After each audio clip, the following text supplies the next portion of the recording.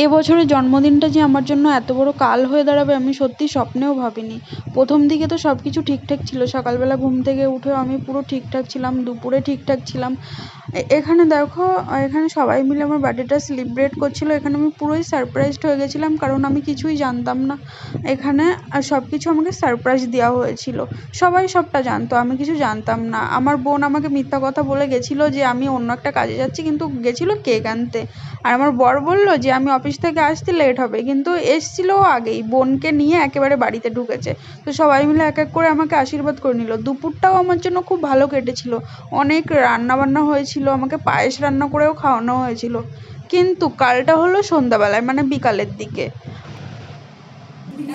Happy birthday to you, happy birthday to you Suparna দিদি, happy birthday to you মুটকুরাম। যাই হোক, এখানে সবাই মিলে কেক কাটিং হলো, সবাই মিলে খাওয়া দাওয়া হলো।